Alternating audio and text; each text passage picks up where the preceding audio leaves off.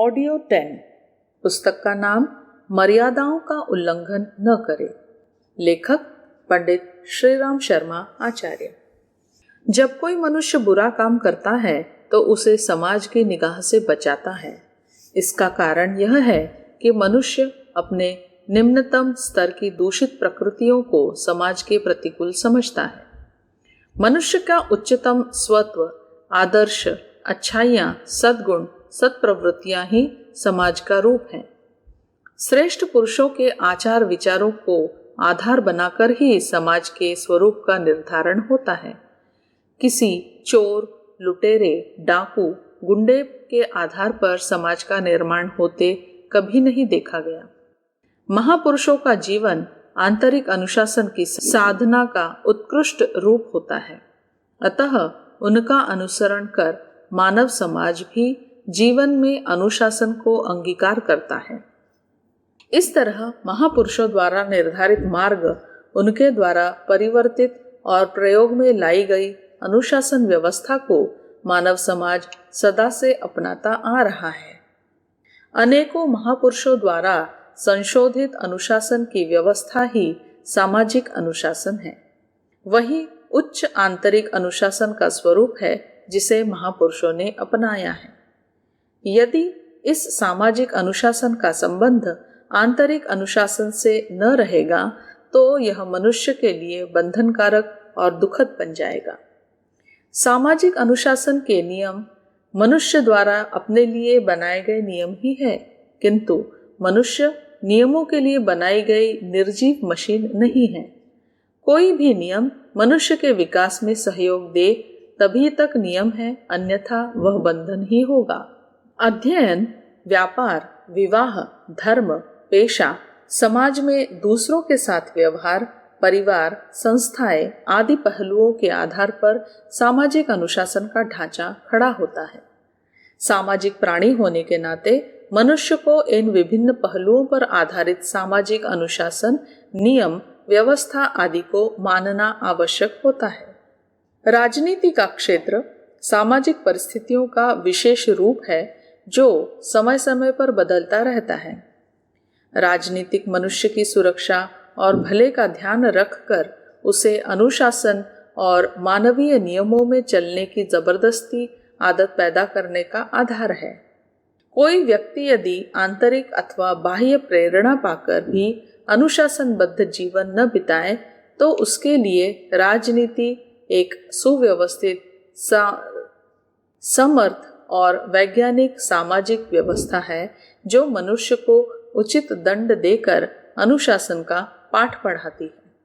विभिन्न अदालतें, कचहरी, थाने, पुलिस, फौज, प्रशासन सब मनुष्य को अनुशासन सिखाने के साधन हैं।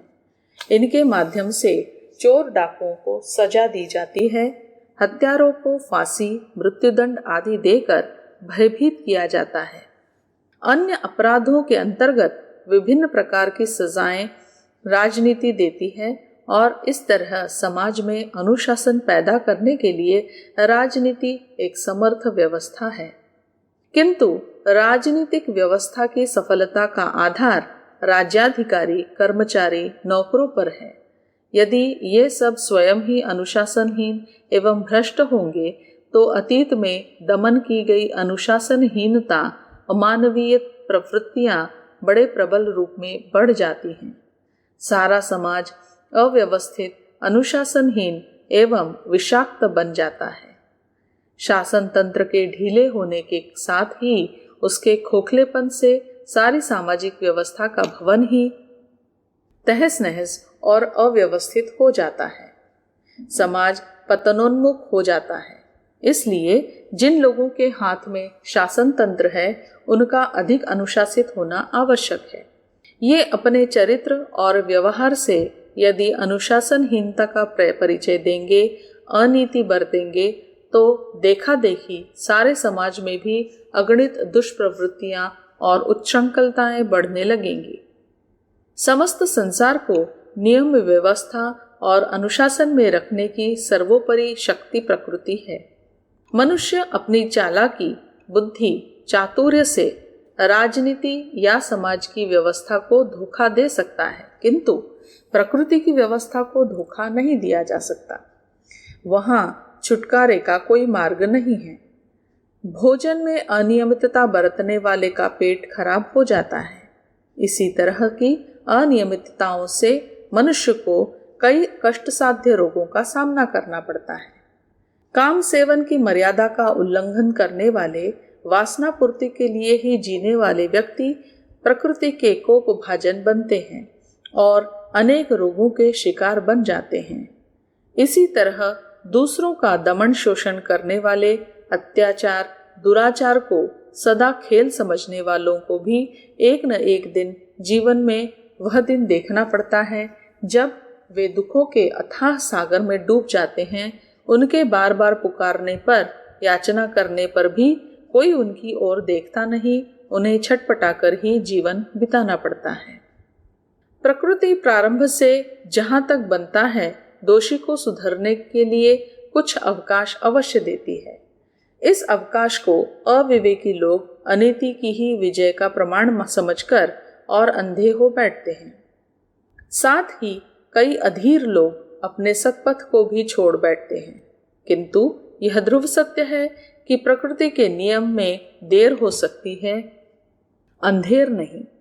बुराई, अनियमितता, अनुशासनहीनता का परिणाम अंततः बुराई में ही मिलता है। प्रकृति के सर्वव्यापी विधान से कोई बच नहीं सकता।